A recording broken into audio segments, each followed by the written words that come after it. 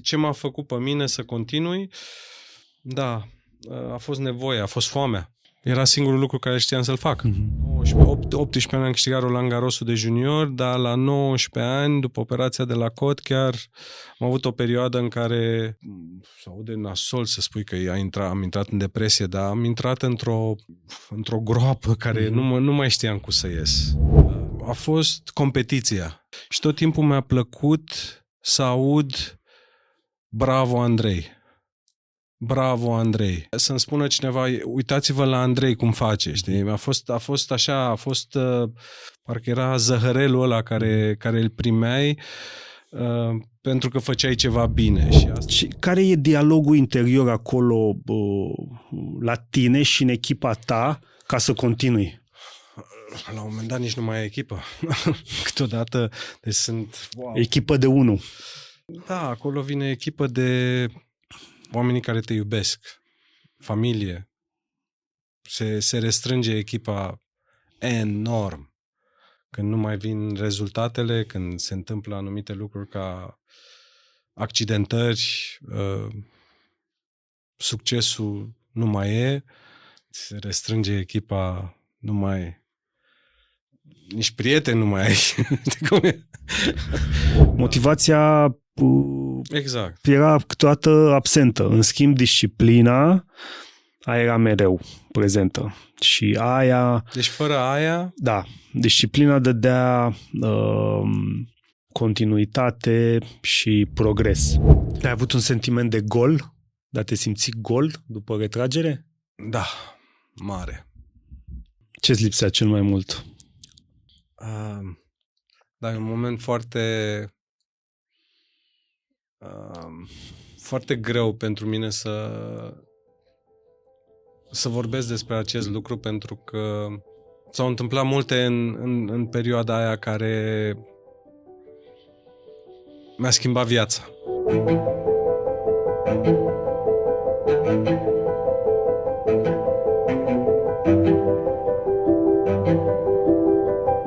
Mă bucur să-l am alături de mine astăzi pe Andrei Pavel, fost loc 13 mondial.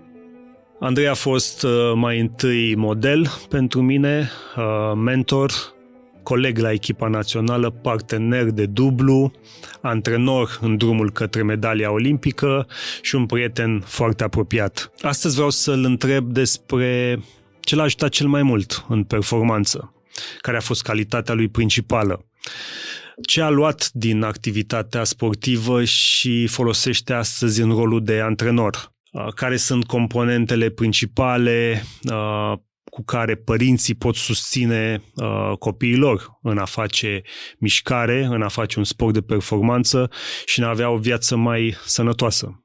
Acest episod este produs și distribuit cu susținerea Lidl România și Crivit. Andrei, mă bucur că ești aici împreună cu mine la un nou episod Main Ingredient din seria Mindset Match. Aș începe cu începutul. Tu îți mai aduci aminte cum era viața înainte de tenis? Băi, mă bucur că sunt cu tine, asta în primul rând.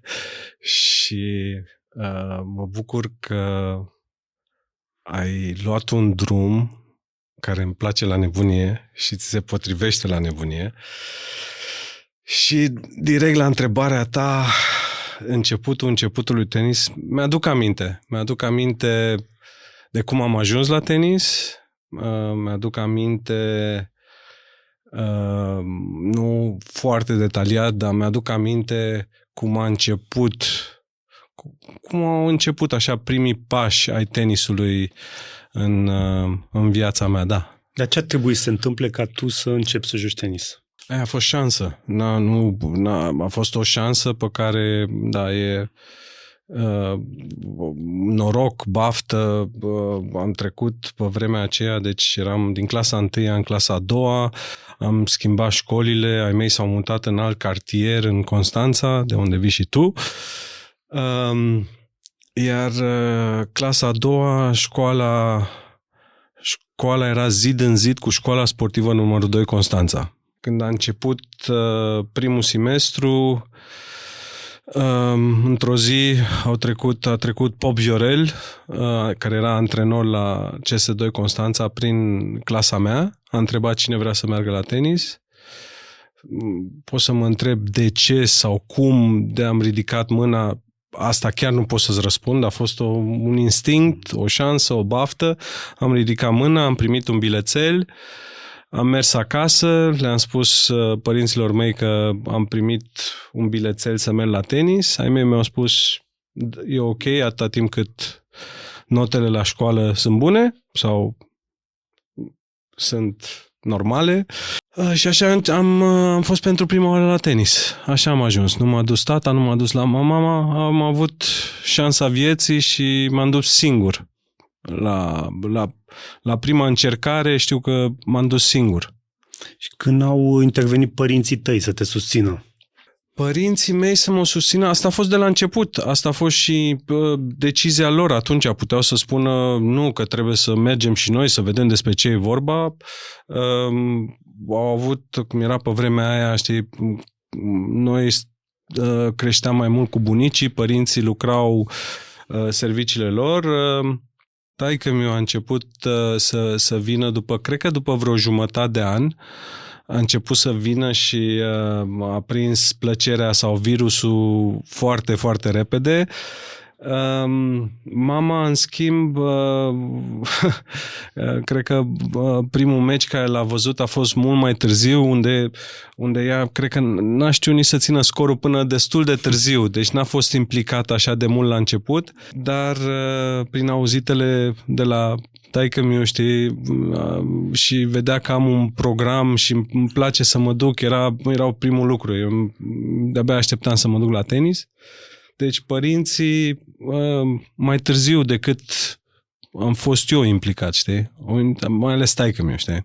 Dar niciodată nu s-a băgat peste antrenor sau peste profesor. Am avut, am niște părinți super ce înseamnă chestia asta. I-am cunoscut și așa e. Da. Toți începem activitățile astea sportive dintr-o joacă. La un moment dat, joaca asta pentru tine s-a transformat într-o responsabilitate, într-un job? Sau cât a rămas tenisul joacă pentru tine? Da, aici trebuie să mă gândesc un pic la răspunsul ăsta. Deci, cred că de la început erau niște grupe sau profesorii, antrenorii de tenis de la CS2 Constanța, cum ții și tu foarte bine minte. Nu știu dacă era o joacă, dar nu era joacă. Era o disciplină. Ce am avut eu de la început și am simțit la tenis a fost competiția. Deci nu m-am gândit niciodată la când o să devină un profesionalism sau eu știu, dar ce mi-a plăcut erau niște grupe mari de copii, niște grupe de vârsta mea, grupe mai mari și tot timpul mi-a plăcut să aud bravo Andrei, bravo Andrei. Știi? Tot timpul mi-a plăcut sau să-mi spună cineva, uitați-vă la Andrei cum face, știi? A fost așa, parcă era zăhărelul ăla care îl primeai pentru că făceai ceva bine și asta cred că am avut și talent și am prins mai repede ca ceilalți, dar chestia asta m-a hrănit incredibil de mult și competiția. Tot timpul vreau să fiu îți dai seama, în capul tău, cred că ca și copil, asta era la mine. Vreau să aud tot timpul că mă laudă cineva, știi? Asta m-a hrănit pe mine la început. Tu atunci, în anii aveai un model acolo? Era cineva pe care încercai să copiezi, să modelezi, cineva pe care îl admirai? Să spun sincer, nu mai știu acolo chiar în primii ani, să zic, primii 3 ani de când am început tenisul. Ce pot să spun e că tot timpul aveam și la grădiniță, asta mai țin minte, sunt unele lucruri, îmi luam de exemplu la grădiniță când încă nu jucam tenis, aveam un coleg care atunci când cântam la serbare, cânta mai tare ca mine și la serbare vreau să fiu eu vocea, știi? Adică așa a fost și când am început cu tenisul, tot timpul am avut unul care era poate un pic mai mare și îl lăuda mai mult și vroiam să-l întrec pe ăla. După aia când l-am întrecut pe ăla, mi-am luat altul, știi? Tot timpul am avut chestia asta, da. Asta mi-aduc aminte, că mai am și numele de la mai mulți copii de atunci, de când am început tenisul și da, mi-a plăcut. Poți să articulezi asta ca un lucru diferit pe care îl aveai tu față de ceilalți în etapa aia de formare, de copil, de 7, 8, 9 ani până la 12 ani. Era ăsta un element al tău care crezi că făcea diferența în competiție și în antrenament? Da, cred că asta a fost diferența, știi, pentru că tu fiind într-un grup de copii, nu contează că, știi, bătea mingea la perete sau peste fileu sau... știi, când tu îți vine... Mie mi-a venit natural asta să dau o minge un plus decât celălalt sau cum am spus, să dau... Mai ții minte peretele de la clubul unde ai început și tu tenisul? Deci aveam niște pătrățele mici pe perete, știi? Și le număram. Și tot timpul era o competiție, dar o competiție foarte sănătoasă, știi? Și sau aveai alt jucător, alt copil acolo care și el, știi, avea tot așa, simțeai că și el vrea să fie cel mai bun și era o întrecere în astea sănătoasă și asta a venit de la sine și încă o dată tu știi antrenorii cu care am început noi tenisul, eu știu antrenorul tău, tu știi antrenorul meu, Radu Popescu, după aia de la 11 ani, erau niște antrenori care nu spuneau bravo sau nu te lăudau dacă nu făceai într-adevăr bine, știi? Era, adică un pic acum, știi cum e, bravo ăla nu contează că... că... foarte repede, nu? Exact. Pe vremea aia, sau cel puțin așa mi-aduc eu aminte, era ceva special. Eu țin minte exact de ce povestești tu, că era o meritocrație.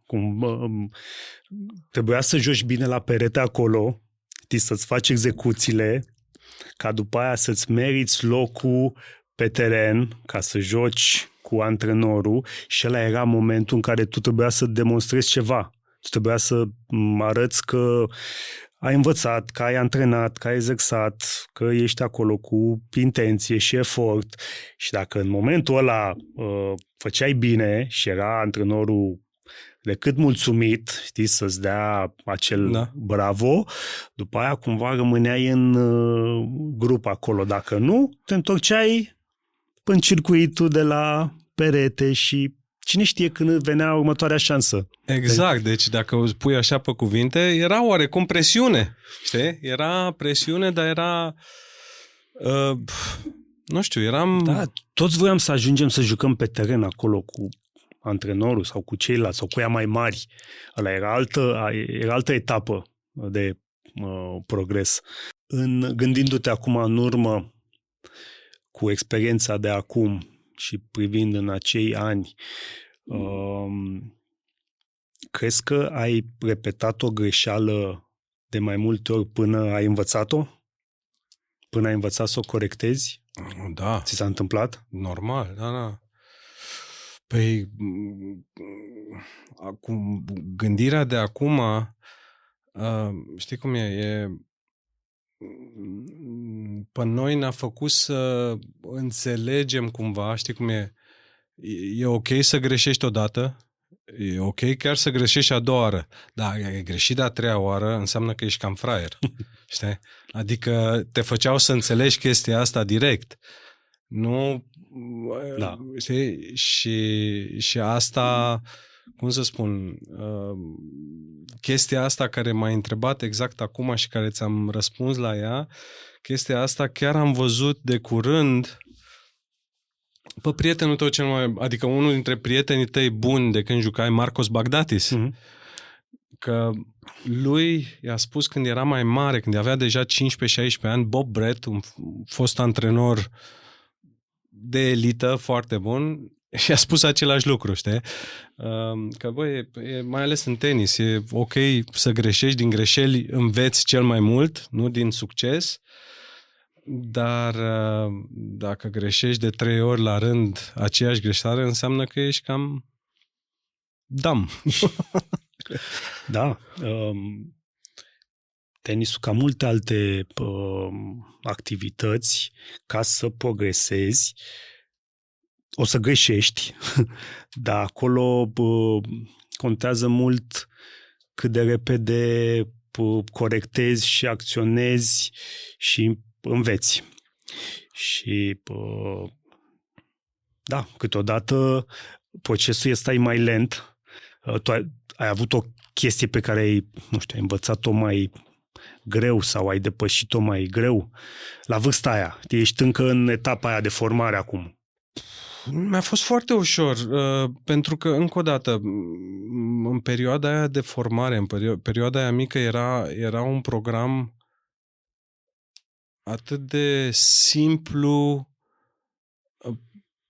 păcât atât de... Aveam foarte mare respect față de cei care ne învață.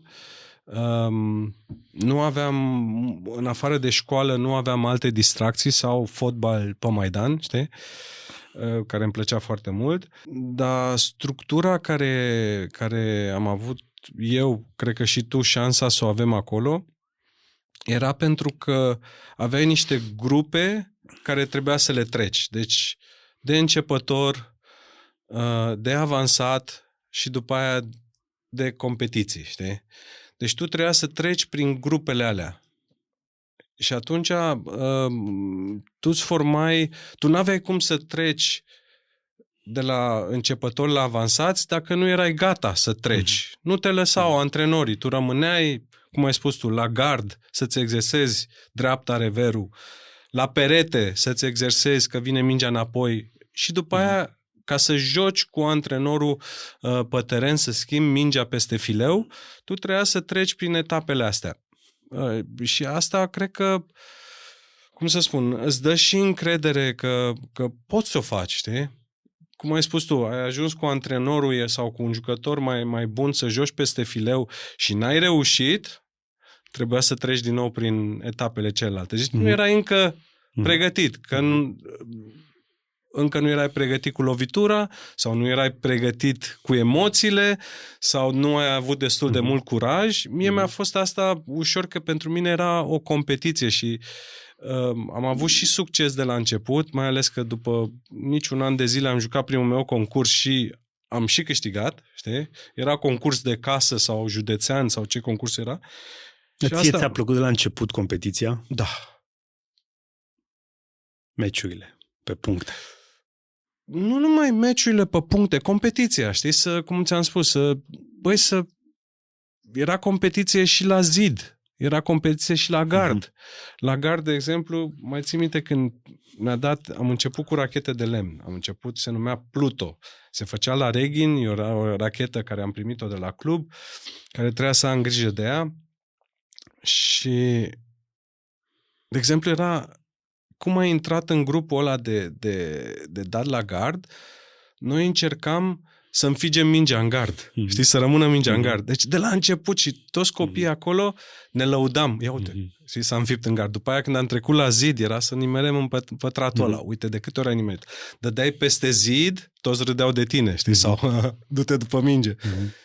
Erau niște competiții în astea haioase într-un fel, dar când ești mic, unii sunt mai, știi, sensibili, unii mai răi. Mie am fost mai rău. Nu pot să spun acum că nici tata, nici mama n-au făcut sport de performanță, nu ca la tine.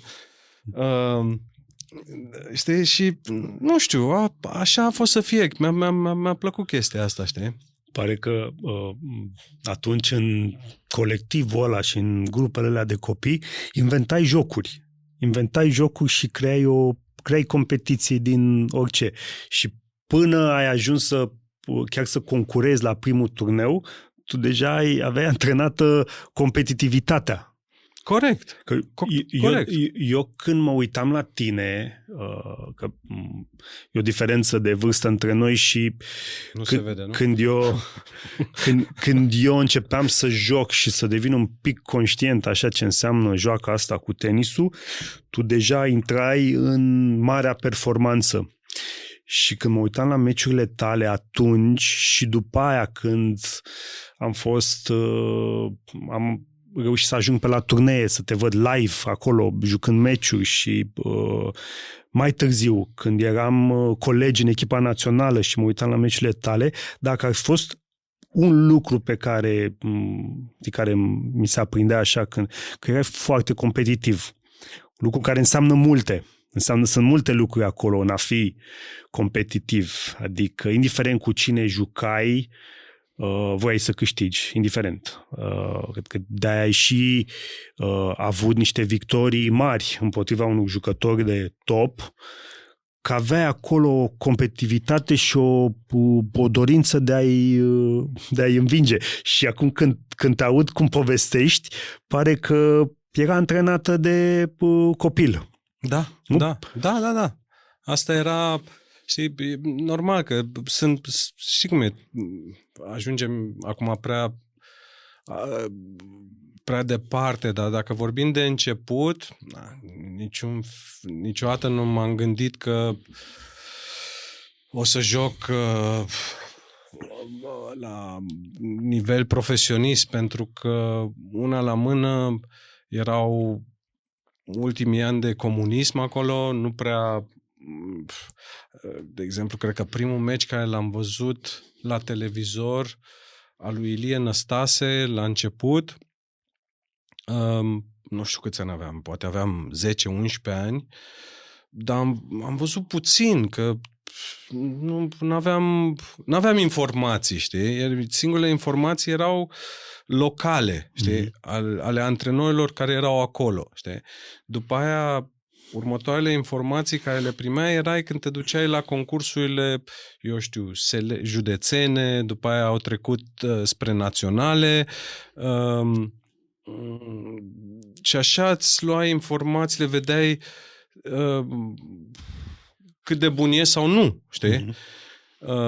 Eu am mers așa de repede că la 10 ani am câștigat campionate naționale la Oradea, mai țin minte și acum.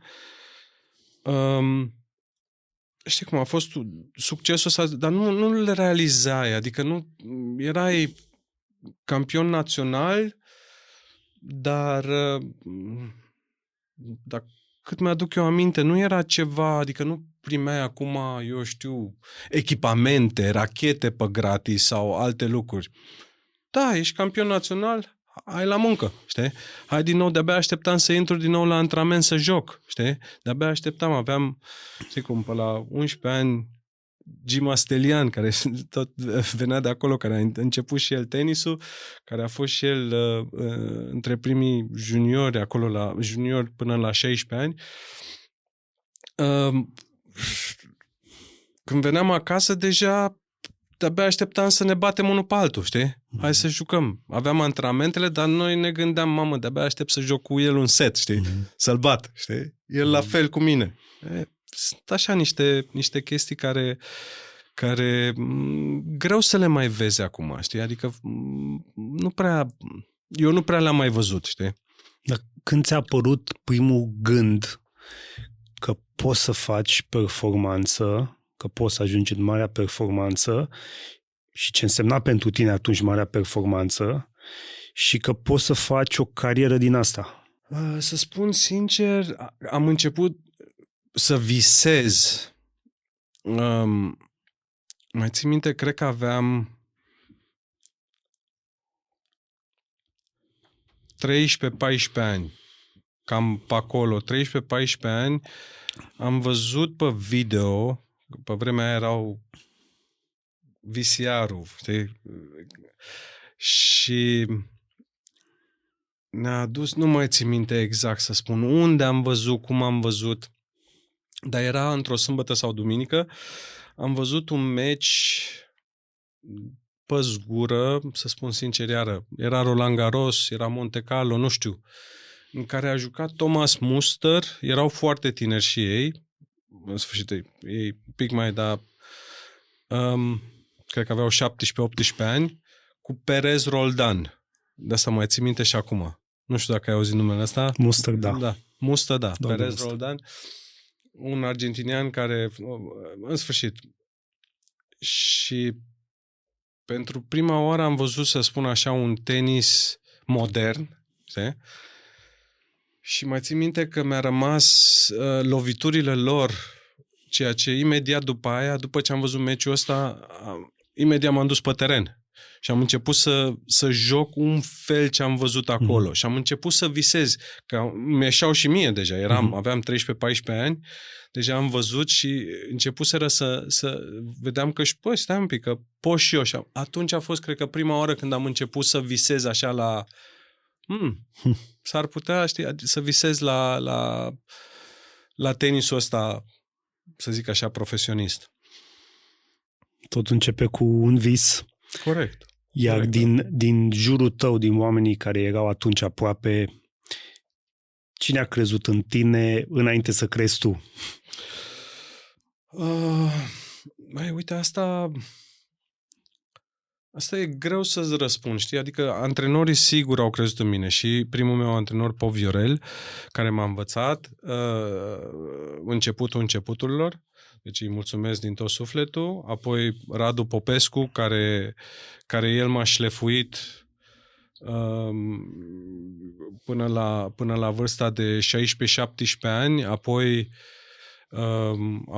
l-am luat pe Radu Popescu din nou pe la 21-22 de ani sau chiar 23 de ani și am mers cu el câțiva ani buni în turneele internaționale, dar eram deja jucător profesionist.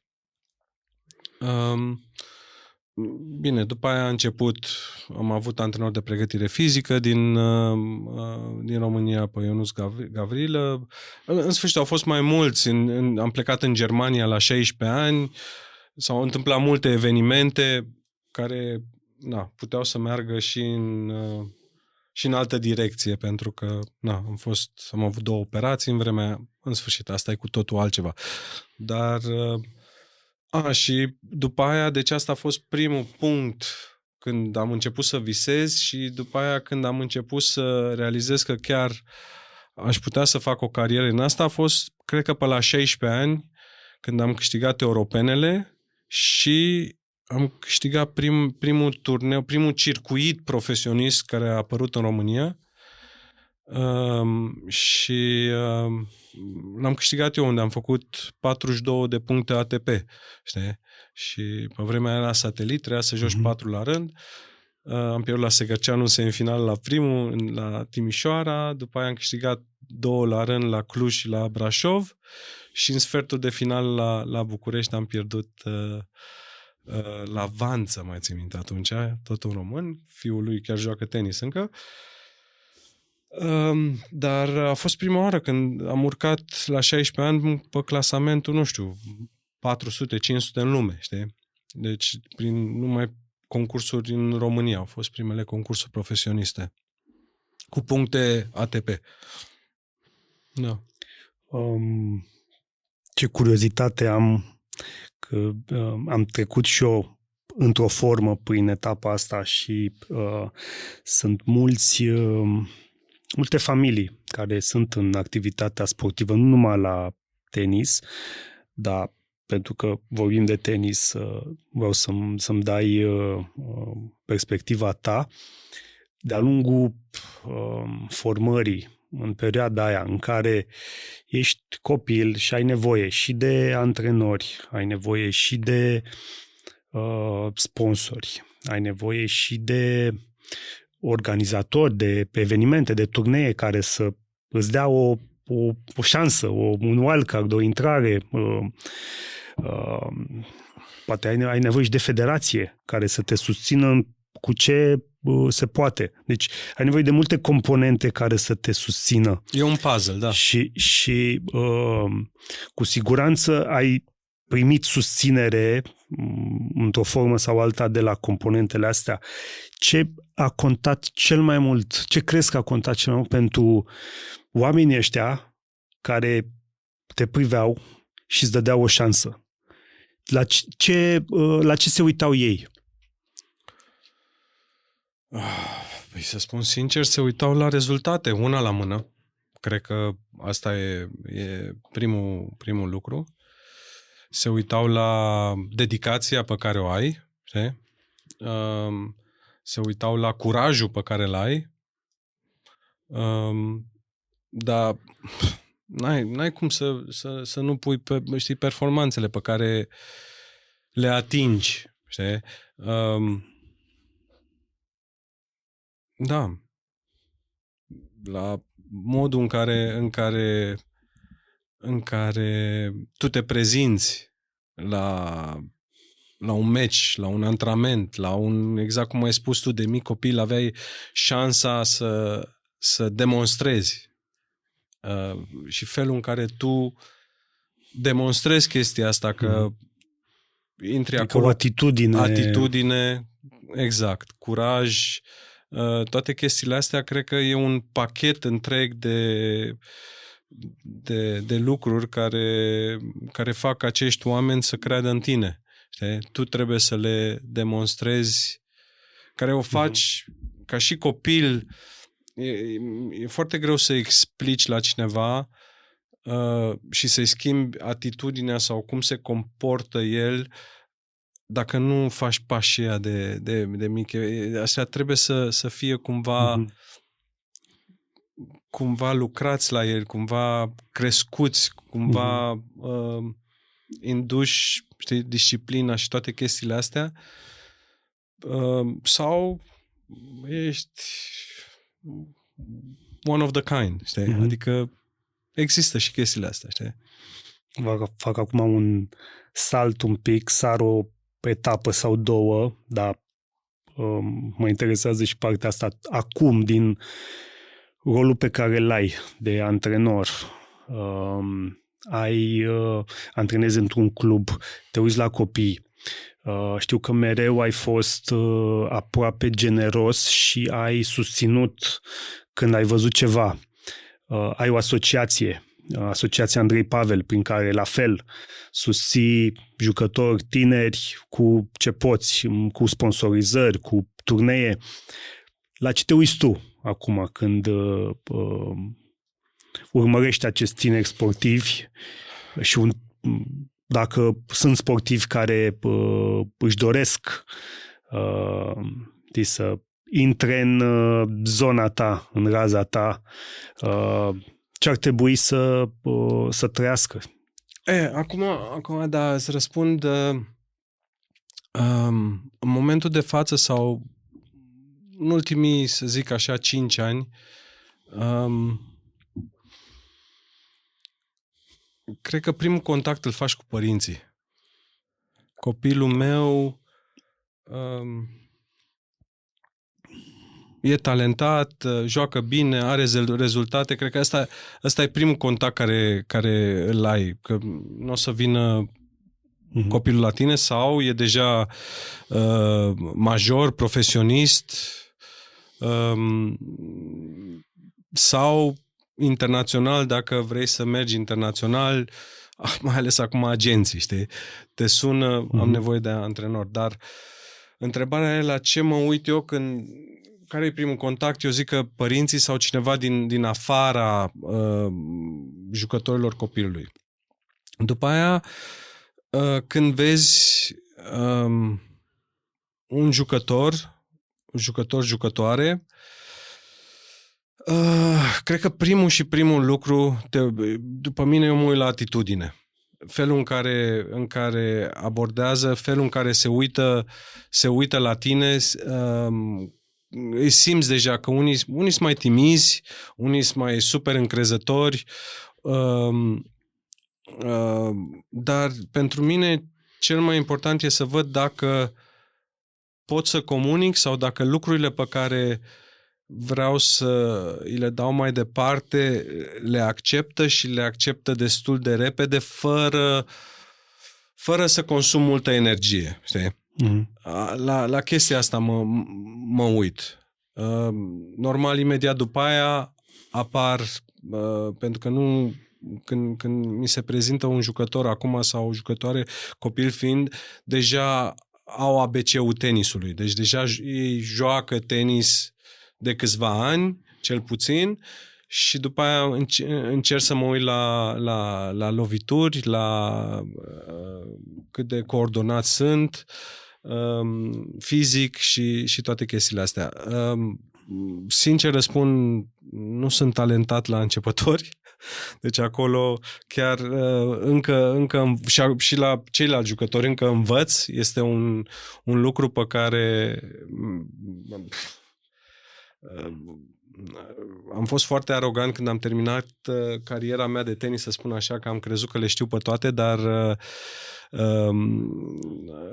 m-am aruncat sigur în apă rece în America, când stăteam în America am început o academie de tenis acolo și mi-am dat seama că habar n-am despre ce vorbesc. Adică, da, aș fi putut să ajut un jucător profesionist la nivel înalt, că aș putea să vorbesc aceeași limbă, dar un jucător, un copil, să-l învăț de la început și nu numai să vorbim tehnică sau așa, pentru că nu ajunge chestia asta. Cum îl înveți să-i placă, cum îl înveți să vină la antrenament cu drag, cum îl înveți să aibă o disciplină, să fie...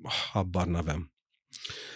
Deci, până și acum, eu învăț de la alți antrenori, de la alte persoane, chiar de la soția mea, de la Adriana, care a făcut chestia asta.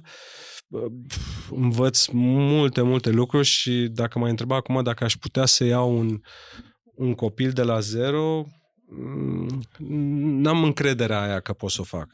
Să iau un copil deja avansat, da, acolo am încredere. Să merg spre partea de profesionist, am foarte mare încredere.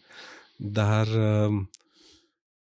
să fiu învățătorul de la început, sunt încă în clasele 1-5. Că e o etapă pentru fiecare și aici mi se pare un mare atu să fii conștient de zona pe care o cunoști și zona care îți place. Adică ce fel de sportivi îți place să lucrezi? De ce vârste? Mi-ar place să le știu pe toate. Da, știi cum e? Dar da. Nu, trebuie să... Am învățat acum, știi, au trecut ani, pasiunea a rămas, câteodată mai, știi cum e, obosești câteodată, dar mai am atât de mult de învățat la chestiile astea, deci e incredibil. Și de-abia acum, după mulți ani și multe experiențe bune, rele, succes, știi cum, și cu Simona, cu Darren Cahill, Marius Copil, cu Pa Davis, am lucrat și cu Benjamin Becker și cu alte jucătoare, nu mai trebuie să spunem acum, dar toate experiențele astea cu juniorii, de-abia acum încep adică și acum încep să înțeleg că trebuie să fii mult mai modest decât tot timpul. Picioarele pe pământ. Ca antrenor, crezi că înveți din orice experiență de genul ăsta? Din orice sportiv? 100%, da. 100%. Păi uite ceea ce faci tu acum, că am vorbit numai despre mine, dar gândește la tine, tu ce spui? Eu cred că cu deschidere și curiozitate am ceva de învățat de la fiecare sportiv. Și de la un sportiv de 13 ani care are o situație aparte, reală și trebuie să găsesc o soluție. Corect. Și un fel de a comunica cu el ca să înțeleagă ce vreau să-i transmit, că una din greșelile mari pe care le-am făcut în rolul nou de antrenor a fost să vreau să transmit informația așa cum o știam eu. Și nu era eficient pentru cel care o asculta, care o primea. Și am învățat că trebuie să găsesc diferite căi de a transmite aceeași informație pe limbajul celuilalt, că obiectivul era de atins nevoia, nu de deci trebuie să învățăm chineză? Să spun eu ce dacă vrei să antrenezi în China, cu siguranță. Da, deci la mine era, să-ți mai spun o chestie, la mine era, cel puțin acum, oricum e modul meu care mi-am dat seama în tenis mai ales, care o spun foarte des, în tenis jucătorul face antrenorul, nu antrenorul jucătorul. Ți-am spus-o și ție de mai multe ori și chiar cred în chestia asta, deci antrenorul are un rol imens, sunt antrenori, sunt foarte puțini copiii care țin antrenorul de la începutul carierei sau de la începutul tenisului și se duc cu ei spre profesionist, cred că acum să spun unul, dar nu de la început, tot de la 14-15 ani a luat un antrenor și s-a dus în sus, dar nu știu, tu știi vreunul? Nu, eu cred că un antrenor vine pentru o etapă. Nu antrenor și părinte. Aici s-au mai întâmplat, știi? Da. Dar, da. Și de asta spun că depinde atât de mult la tenis de jucător, știi, cum și să aibă șansa, știi, să se cupleze cu un antrenor care se potrivește sau o echipă care sunt pe aceeași undă, știi? Mai ales că am văzut acum surpriza sfârșitul anului 2025. Alcaraz cu Juan Carlos Ferrero, știi? Încă nu mă așteptam la asta. Tu te așteptai? Nu mă așteptam, dar din punctul de vedere ce s-a întâmplat acolo? Că tu ai fost și jucător și antrenor pe tur. Băi, sigur, din punctul meu de vedere, sigur a fost o chestie de bani. După mine. A fost o chestie de bani. Dar, nu știu, chiar nu știu care sunt inside-urile. Aș minți dacă spune ceva. Deci ce am văzut pe Instagram și ce am citit printre declarațiile lor, dar care au fost foarte, foarte politicoase. Politicoase, da. Un jucător încă foarte tânăr, Alcaraz, cred că în continuare se va maturiza, va crește și mai are mult de progresat. Foarte interesant mi s-a părut că Ferrero s-a dus să antreneze golf, să fie antrenor de mental la golf. Ceea ce ți-a plăcut ție, pe strada ta. Da, mie mi-a plăcut, pentru că nu s-a dus în tenis în alt proiect din lumea asta, a luat o altă provocare și folosește cam aceleași principii de antrenament mental într-un alt sport și sunt foarte curios de cum va evolua în provocarea asta următoare. Dar vreau să revin un pic la cariera ta de jucător profesionist de mare performanță și ca să ajungi la nivelul de mare performanță de locul 13 mondial la simplu, să câștigi turnee de top, să-i bați jucători de top 10. Astea sunt lucrurile de care citim, care sunt titluri când te căutăm. Dar până acolo, o etapă destul de lungă de ani de zile în care nu sunt titluri, nu sunt performanțe, nu sunt... Ce se întâmplă acolo? Care e mindset-ul care a fost mindset-ul tău în acea perioadă când poate vin accidentări, poate nu vin... Da. Nu vin rezultate, nu vin titluri. Îți dorești, visezi. Care e dialogul interior acolo la tine și în echipa ta ca să continui? La un moment dat nici nu mai e echipă. Câteodată sunt... Wow. Echipă de 1. Da, acolo vine echipă de oamenii care te iubesc. Familie. Se restrânge echipa enorm.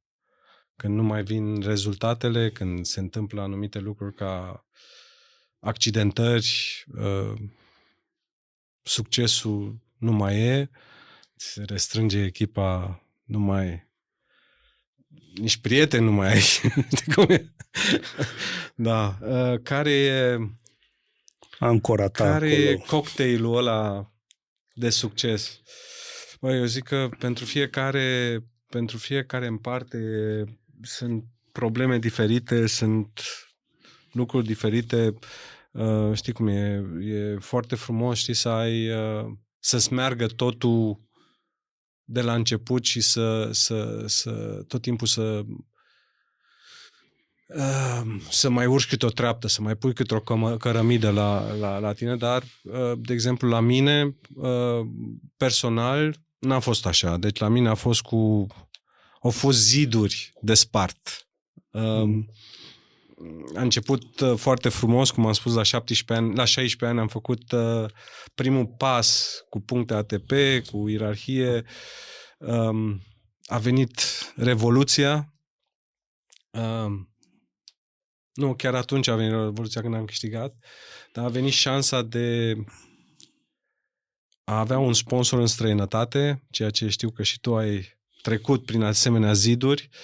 La fel, am plecat la 16 ani în Germania, au fost niște ani, se aude frumos că aveam totul asigurat atunci, știi? Dar... De la ce sponsor? De la acest sponsor aveam, condiții care nici nu visam să le am, dar am intrat într-un mediu și într-o, să zic așa, mentalitate care habar nu aveam. Adică nu e ca acum unde ai toate informațiile, vezi, te uiți. Bine că nici copiii de acum nu se uită la ele, dar parcă, știi, după 3 secunde se plictisesc de ele. Deci nu se uită exact ce spun să învețe după anumite informații. Am avut 2 accidentări foarte nasoale, 2 operații în Germania, una la gleznă, una la cot.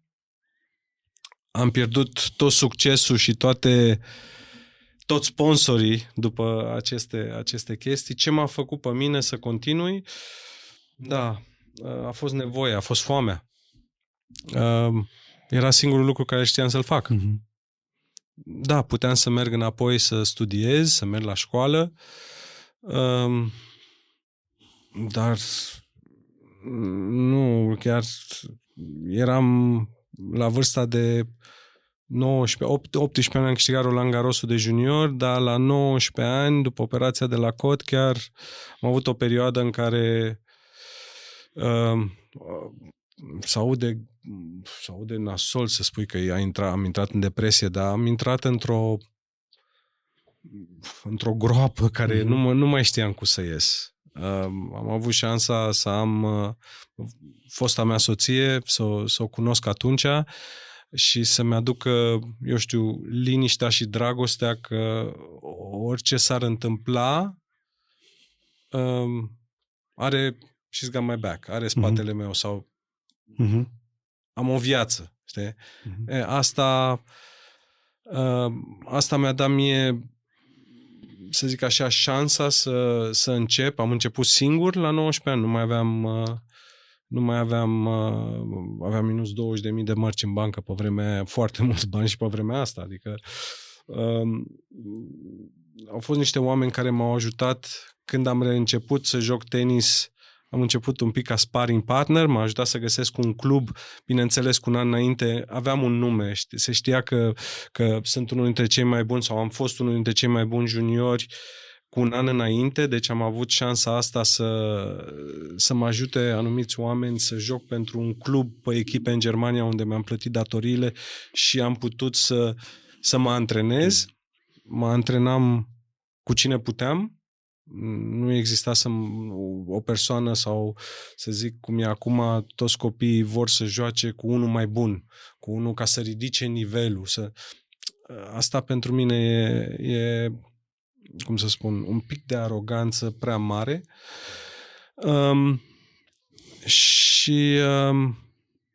Am făcut multe greșeli singur, pe care a trebuit să le învăț în perioada aia singur și le-am învățat repede pentru că nu mai aveam mult timp. Contextul te-a forțat. Exact. M-a forțat, am avut un an în care m-am antrenat singur, deci mergeam singur să alerg pe stadion, căutam antrenamente unde puteam.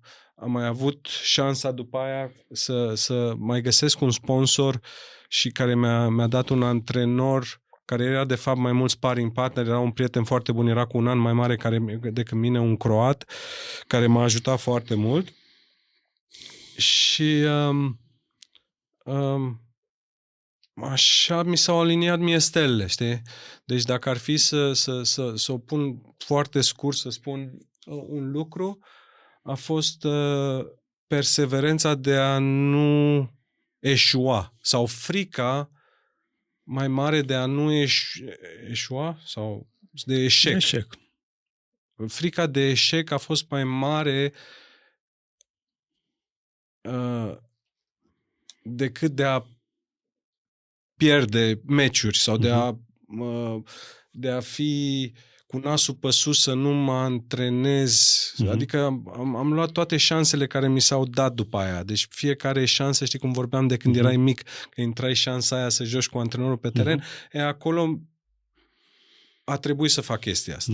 N-am avut altă scăpare. Și știu că noi doi am povestit mult despre chestia asta și la tine a fost la un moment dat cam la fel, știi?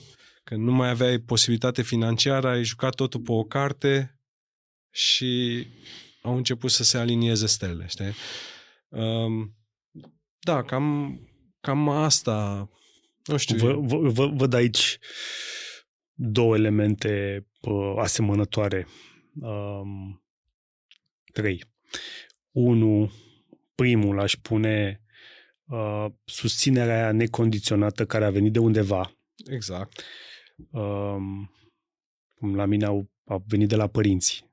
Deci în momentele cele mai grele, când voiam să renunț, a venit o pauză și o susținere necondiționată care mi-a oferit starea din care am putut să mă întreb ce vreau acum. Păi vreau să joc în continuare.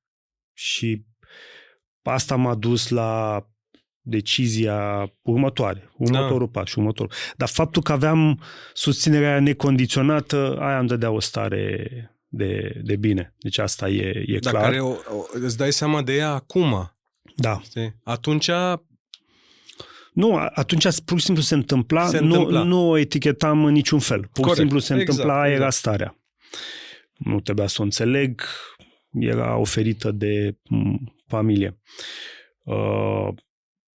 Asta a fost prima. Al doilea, am spus-o, faptul că m-am întors la ce știam și ce îmi plăcea. Deci când îmi puneam întrebarea ce vreau să fac, asta apărea.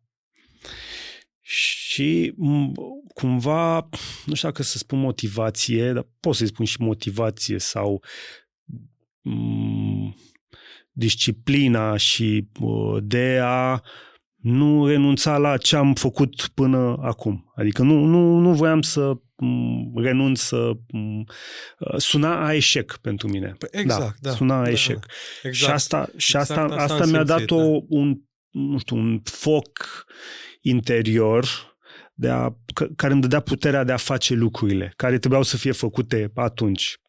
Că veneau cu multe antrenamente, știi tu, drumuri, singurătate și alte chestii, dar, băi, Ăla era focul, îmi dădea puterea să trec prin asta. Deci astea, regăsesc elementele astea 3 comune în punctul ăla. Ce crezi după tine că le lipsește? Uite că știu că tu pui întrebările, dar ce crezi că lipsește după tine să-și găsească copiii din ziua de azi focul ăla? Adică, pentru că nu mai e, știi cum, acum, nu știu unde am văzut, iar tot o informație, sigur, pe Instagram sau ceva, despre generația asta nouă, așa că prima generație, nu știu cât de adevărat e, că n-am, adică știi cum e, nu știu dacă e fake news, dacă e adevărat, dacă... Hai că generația... Cum se numește verificăm, da. Cum se numește generația acum? Generația între, să zic, 14 și nu știu. 20 de ani. Generația Z? Cred că... Gen Z. Da. A zis că e prima generație care... Exact. Involuează. Mersi mult. Și chestia a fost că întrebarea a fost de ce? Și răspunsul ce am văzut eu că s-a dat a fost pentru că avem de toate. Pentru ce trebuie să ne strofocăm noi? Știi? Da. Pentru că avem de toate. Și acum vine întrebarea la generația asta nouă de jucători de tenis care de multe ori eu personal văd procentajul mult mai mare e visul părinților mai mult decât a copiilor de a face, eu știu, performanță performanță în sporturi. Tu cum vezi? Adică cum vezi tu chestiile astea?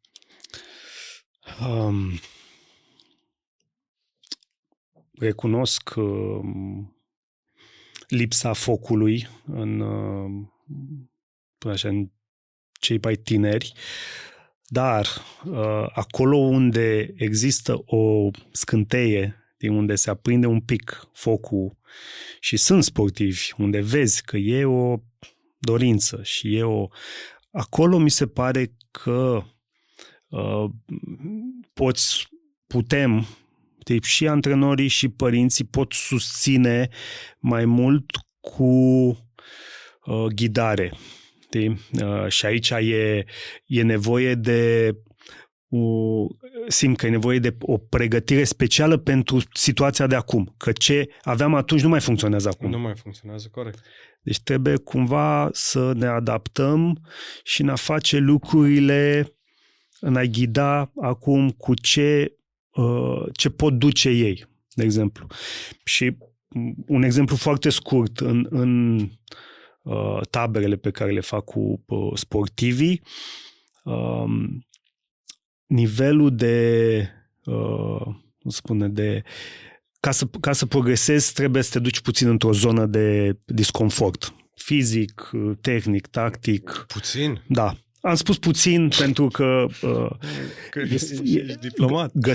Găsesc foarte important acum să știi exact care e nivelul fiecăruia acum. Pentru că nu vorbim de anii când jucam noi, când ni se dădea mult, să duce mult și rămâneau doar cei care tolerau situația. Acum mi se pare că trebuie să fii foarte atent la nivelul de provocare, de dozare, că scopul meu nu este să te împing să nu mai vrei să vii. Este să te împing treptat, în funcție de nivelul tău, până vezi că e ok și vreau să mai vin și mâine și poimâine și cu o ghidare din jur, părinți, antrenori. Asta înseamnă multă atenție, deci prezență și atenție, ca să rămână acolo în activitatea asta, pentru că dacă sunt acolo, înseamnă că le place. S-a prins focul. Da. Da, acolo, nu știu, eu sunt un pic mai... La chestia asta tu ești mult mai, să zic așa, mai diplomat Dar eu zic că focul ăla trebuie aprins repede și, nu știu, tot turul ăsta sau tot partea asta de performanță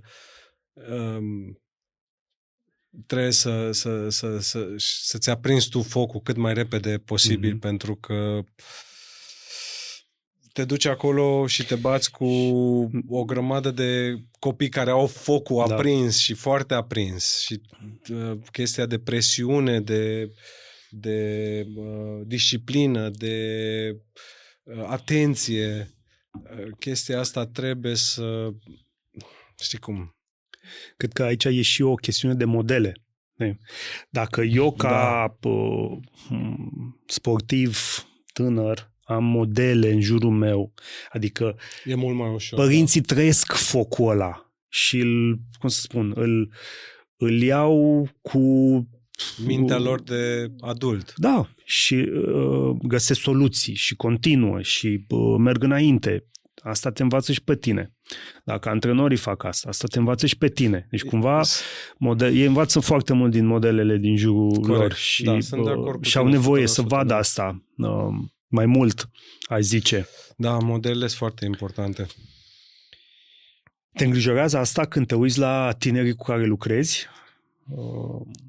De această lipsa focului? Da. Sau lipsa atenției? Cum îi spune? Nu lipsa atenției, mă îngrijorează și personal, lăsând numai sportul profesioniștii, văd cât de greu le e în afara tenisului, știi, mai ales acolo, cum spui tu, trebuie să ai multe metode și asta mi-am dat și eu seama și am învățat în ultima perioadă, mi-am dat seama cât de sensibili sunt unii copii, știi? Și de multe ori uiți, te gândești la ce le trebuie acum ca să facă următorul pas și le-o pui pe masă și vezi că majoritatea nu duc, știi? Adică asta e chestia, știi? Și da, foarte mulți dintre ei au șansa să o ducă, știi? Dar nu acum. Și aici e foarte, nu știu dacă m-am exprimat corect, aia e finesul ăsta de care tu spui și care tu investești și mult timp și ai început să aduci cu mindset-ul și cu partea asta de părinți, să găsești puzzle-urile alea care lipsesc ca să le dai o șansă lor și asta nu știu, asta văd eu de multe ori, au ingredientele, au tot ce le trebuie, dar le teamă să meargă mai departe sau după aia când ies de pe teren în viața lor privată sunt nesiguri. Și nu-mi place chestia asta, știi? Când văd că intră partea asta de sportivă, de tenis, merge și pe partea de viață privată, nu spre pozitiv, merge spre negativ, adică triști, se sperie să nu cumva să supere pe părinți, să nu cumva să-i facă să, știi cum, văd foarte mulți în care dacă nu le ies rezultatele, dacă cumva antrenorul spune copilul dumneavoastră azi nu prea a făcut bine sau nu prea pune intensitate maximă, imediat, mai ales la copii, vorbitul ăla în mașină de la antrenament acasă sau de la concurs acasă, îi văd, îi simt în viața personală. Asta mă deranjează foarte mult. Pare că avem instrumentele, avem informația, avem cunoașterea, dar nu prea o aplicăm. Nu prea o... Cine? Noi sau... Noi ca proiecte, spun așa, acești sportivi consider că cel mai bine... Acești copii, știi, sportivi? Da, copii sportivi. Unii nu mai sunt copii mai mari. Da. Le-aș spune sportivi care sunt în experiența asta. Învață foarte repede și observă asta când atitudinea adulților se schimbă. Deci când modelele din jurul lor se schimbă, atunci și ei se schimbă, se modelează destul de repede. Și asta ce înseamnă? Pentru mine înseamnă că aici adulții conștienți să fie mai atenți și mai aplicați în susținerea asta. Adică, concret, când lucrezi cu un sportiv și părintele e curios să învețe cum să-l susțină mai bine în etapa de dezvoltare în care e și antrenorul la fel susține procesul ăsta, copilul are cadru de a progresa, de a schimba și el atitudinea. Dacă un sportiv vine și stă lângă tine ore bune, știi, să petreacă timp cu tine și să asculte mentalitatea ta, modul cum observi tu lucrurile și părintele învață și el despre cum să continue asta acasă, acolo mi se pare că se produce deja o schimbare, o transformare. De? Văd prea puțin asta. De? Prea puțin de nu știu, nivelul ăla de curiozitate și implicare. Deși există, nu zic că nu există. Nu există, dar iară eu vin, aici iară e un fel, o luăm din nou de cum am învățat noi tenis. Eu nu mai văd chestia asta. Inițiere, avansați, performanță. Eu văd anumiți copii mai talentați sau cu părinți potențial financiar mai mare încearcă să sară cât mai repede știi, treptele astea.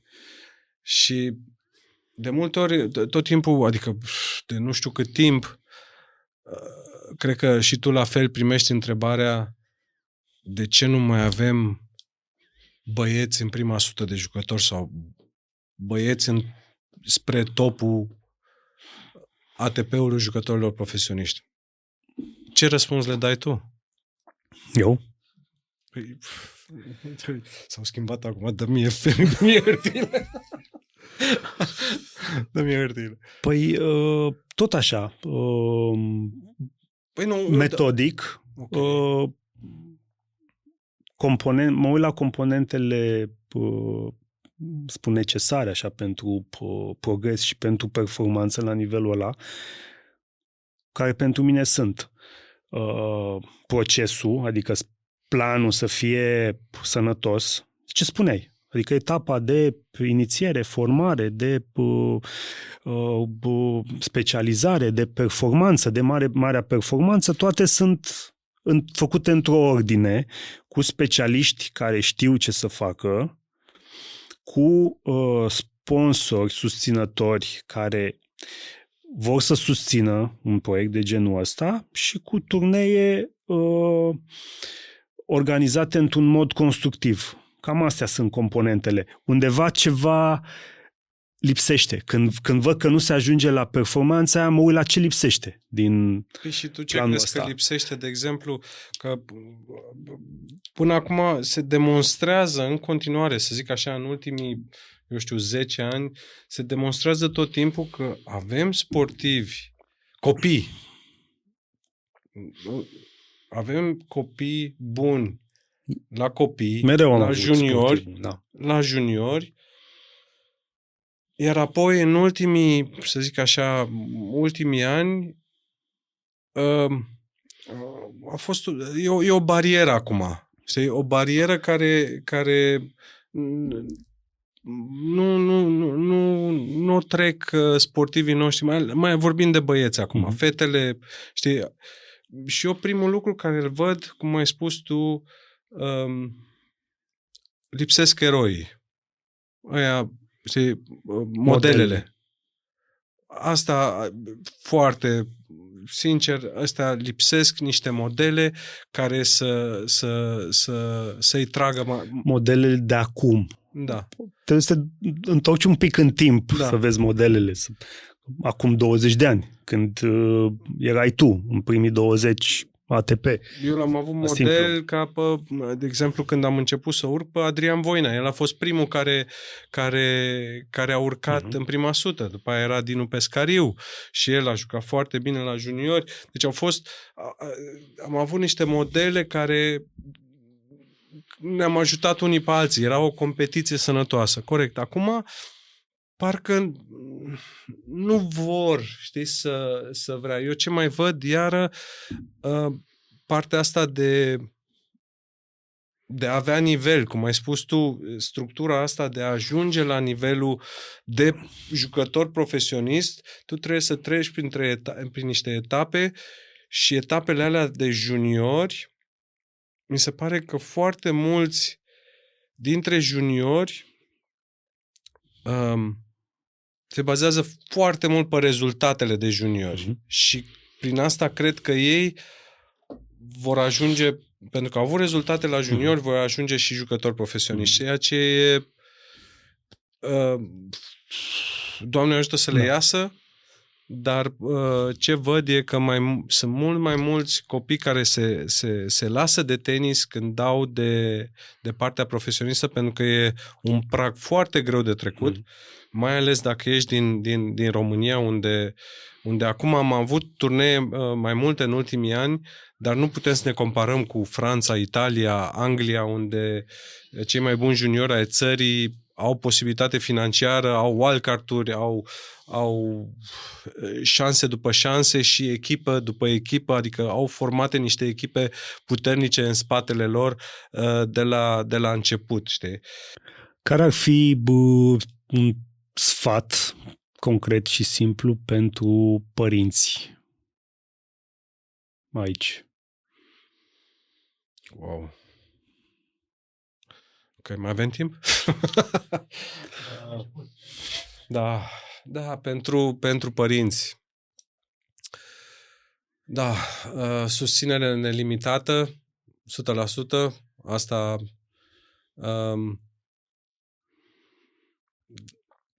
să fie mândri de copiii lor pentru că încearcă să facă un sport de performanță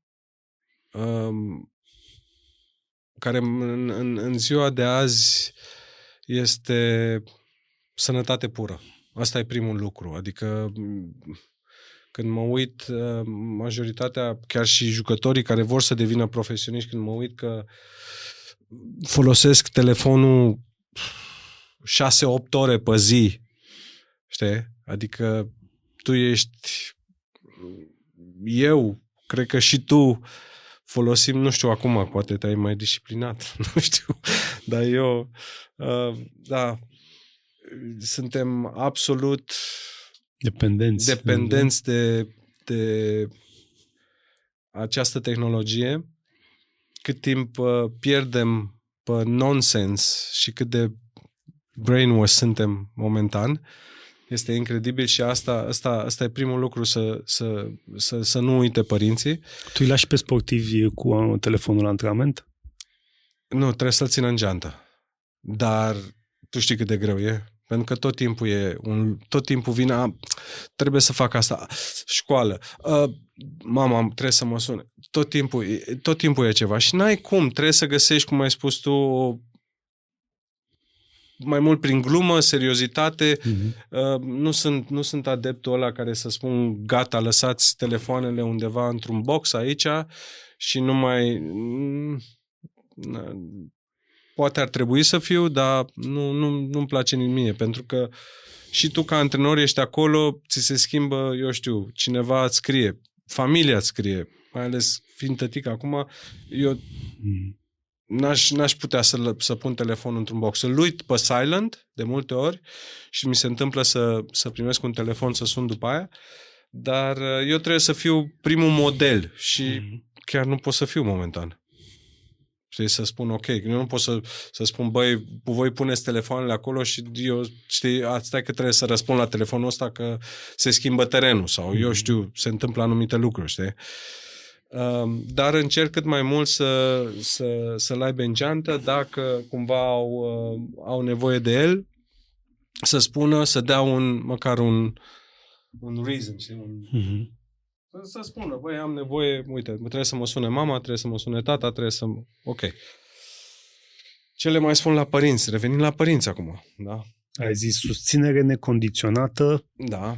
Și ai zis să fie mândri că au plecat, au pornit pe călătoria asta să practice un sport de performanță care vine cu multe lecții sănătoase. Exact. Am crezut că o să spui sacrificii, dar dacă le place, sigur nu sunt sacrificii și dacă au ales drumul ăsta, da, e un mod de viață foarte, foarte, mai ales sănătos, te învață o grămadă de lucruri și aș mai adăuga un lucru aici. Eu mai am. N-am terminat. Da, ascult.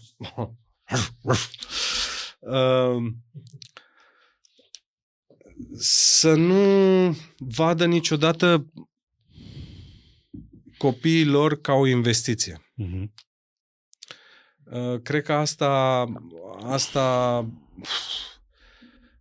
e foarte... Să nu vadă că, băi, câți bani am investit eu în tine, trebuie să-mi aduci rezultate. Deci e decizia lor să facă pentru copiii lor ce pot ei mai bine, cât pot ei mai bine, dacă nu pot, să fie sincer cu ei, dar să nu o vadă ca o investiție, ceea ce e foarte greu.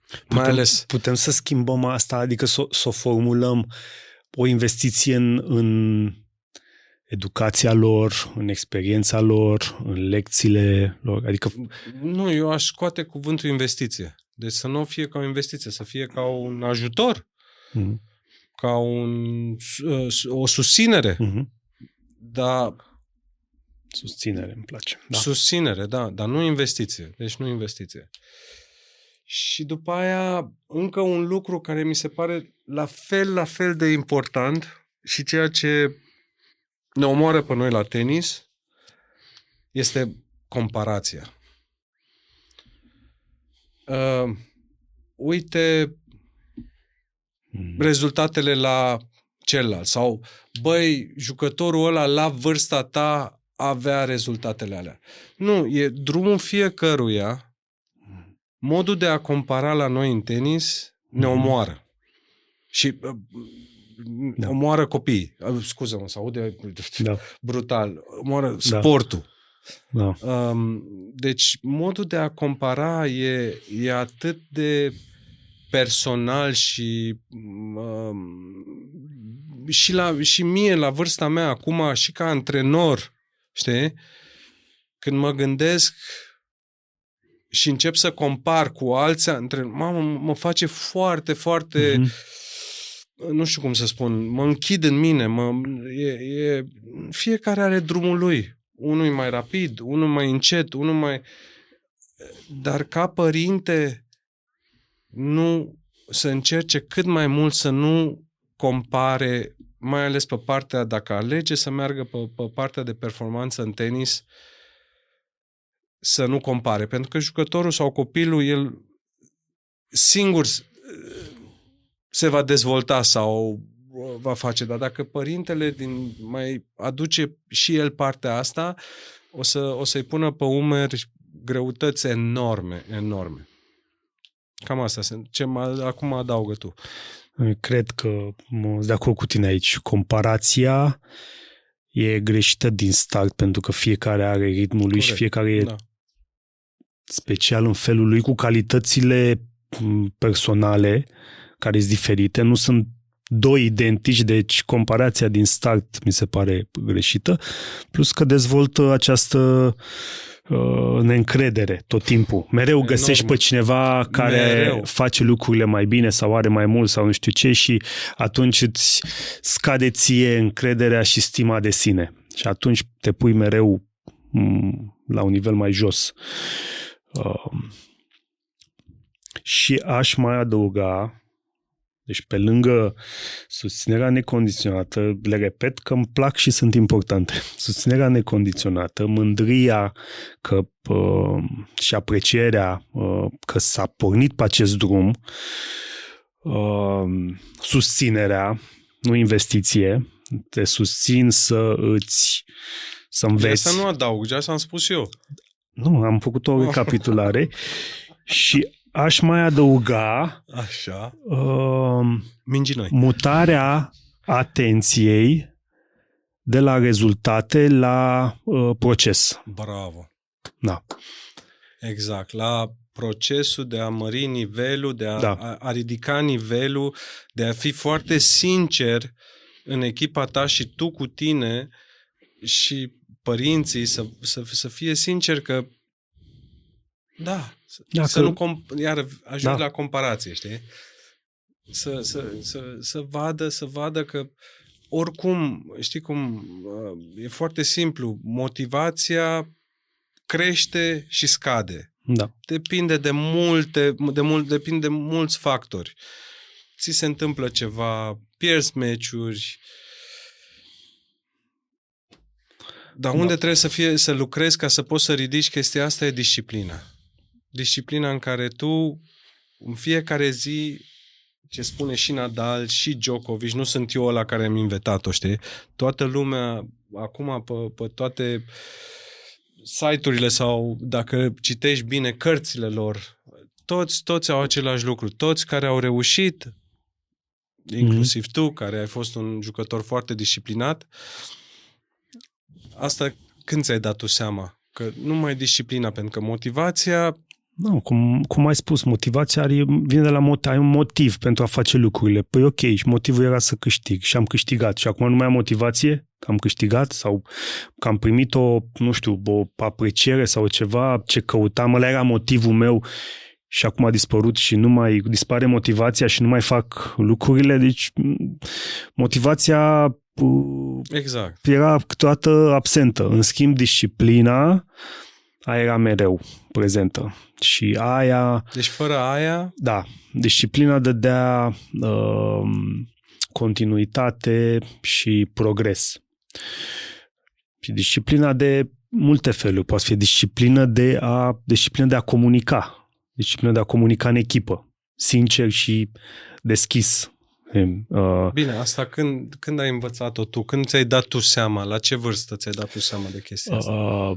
Am conștientizat lucrurile astea după 27, 28, wow. Să le conștientizez eu. În schimb, am avut oameni lângă mine mult mai devreme care mă încurajau să fac lucrurile astea. Nu conștientizam ce se întâmplă, care e metoda, care e... simțeam că e bine și se vedea și în starea mea și în rezultate. Iar eu am conștientizat mai târziu și după aia a devenit un lucru conștient. Cum ai face tu ca să aduci, eu știu, trecerea asta de la junior spre profesionist? De exemplu, vorbesc 16, 17, 18 ani. Un copil să gândească ca tine la 26-27 de ani. Păi trebuie să-i vorbesc așa. Trebuie să stau lângă el, să-i explic, să-i vorbesc pe limba lui, să-i arăt, să stau cu el de mână și să-i arăt care e procesul ăsta, cum gândesc, ce atitudine am, cum mă comport cu lumea din jur. Să stau lângă el. Și atunci șansele adică îți dai seama că unii copii o să Doamne ajută să conștientizeze. Da. Da. Dar foarte mulți, din experiența mea, o să spună da. Stai să mai scroll un pic. Și au uitat. Inclusiv ăsta e o schimbare. Ai nevoie să schimbi obiceiuri. Să lași în urmă niște obiceiuri care nu-ți de folos și să le înlocuiești cu obiceiuri noi care sunt de folos. De exemplu, las telefonul dimineața când mă trezesc, nu iau telefonul, nici măcar nu e în cameră, pentru că dacă e în cameră am mari șanse să-l iau. Da. Și îmi țin pe noptieră un jurnal în care îmi scriu lucruri pe care vreau să le fac. Gânduri, atitudini, acțiuni. 16-17 ani acum. Da. Eu aveam exercițiul de a face lucrul ăsta, nu la nivelul de a pune acolo lucruri care m-au ajutat să ajung campion, să zic așa. Visezi, dar aveam o practică. Da. Păi, sportivii de acum au nevoie un pic de a înlocui obiceiurile toxice cu niște obiceiuri bune. Asta e unul. I-am dat un exemplu. Nu mai spun de, disciplina de a-ți face patul dimineața, de a mânca micul dejun, un mic dejun nutrient înainte să pleci la antrenament, să-ți faci încălzirea și recuperarea, parte din antrenament, nu opțional. Astea sunt obiceiuri noi, bune. Bineînțeles că e nevoie să fie supravegheați la început. Adică eu ca antrenor nu sunt cu el acasă să-l verific. În schimb, un părinte poate să verifice dacă, unde ți-e telefonul? Îți lași telefonul în cealaltă cameră. Uite, mai scris în jurnal. Ce scrii? Păi, ce vreau să fac în ziua asta? Ce atitudine vreau să am în ziua asta? Adică obiceiuri mici care adunate fac diferența, dar trebuie să încep de undeva. Nu merge așa deodată, să se producă o mare schimbare fără a face niște pași mici. Lasă telefonul, pun cealaltă cameră.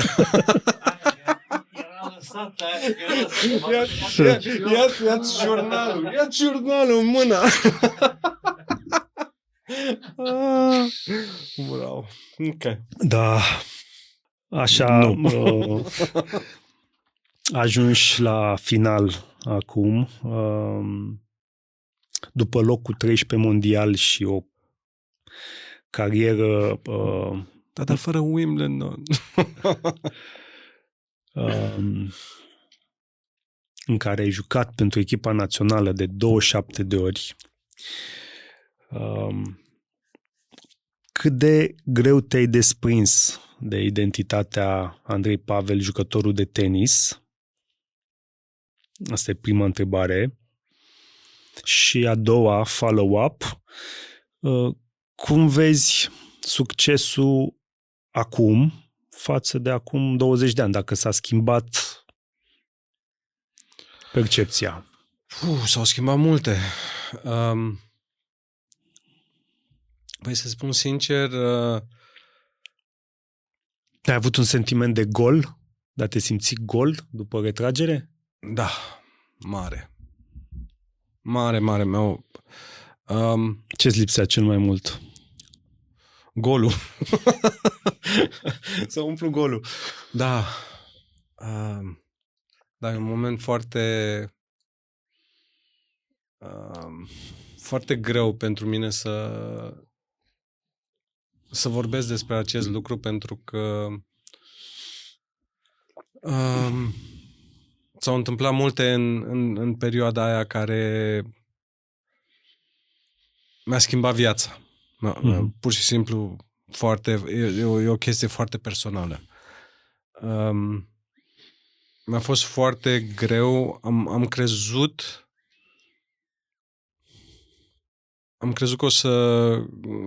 că sunt eu cel diferit. Știam de mulți foști sportivi profesioniști sau sportivi de nivel mult mai înalt ca mine, sau mult mai cunoscuți sau mult mai care au avut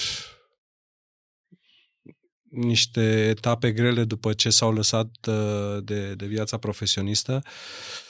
Eu am zis că la mine nu o să mi se întâmple așa ceva niciodată, dar da, mi s-a întâmplat. Nu imediat, după câțiva ani, și nu am fost deloc sincer cu mine că am o problemă. Mai pe bune, așa m-am mințit, știi, singur. Și s-au întâmplat multe lucruri în viața mea personală atunci Și tenisul, întrebarea că mi-ai spus cum... Vezi succesul. Nu, succesul înainte, ai pus chestia asta încă, să spun, după atâția ani, deci ultimul meu an de profesionist a fost când am jucat împreună la dublu, deci a fost în 2009. Încă și acum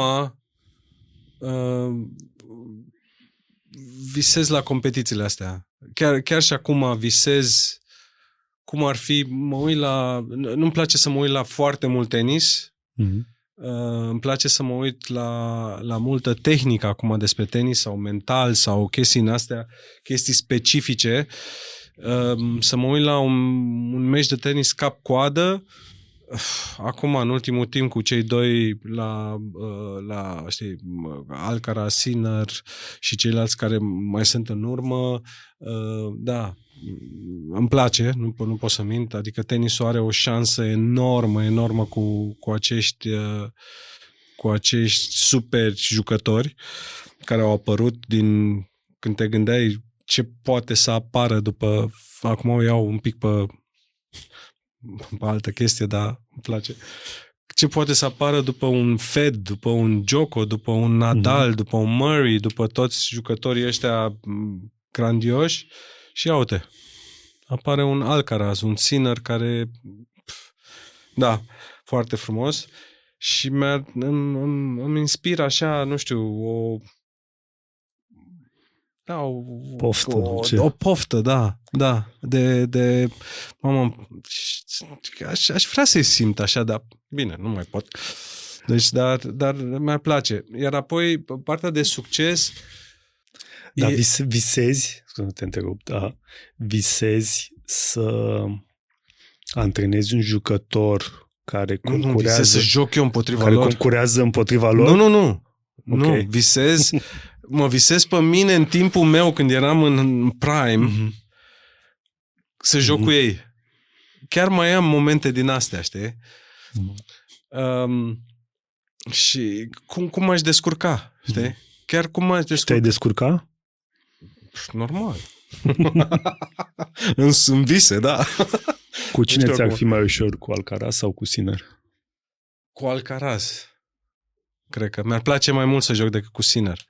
Sinner joacă prea drept, așa, nu știu. Adică, nu, dar cu Alcaraz mi-ar place că e chestia de, știi, de fines, de loburi, passing-uri, chestia astea care și mie mi-a plăcut, știi, să am un joc variat, știi, cum are el.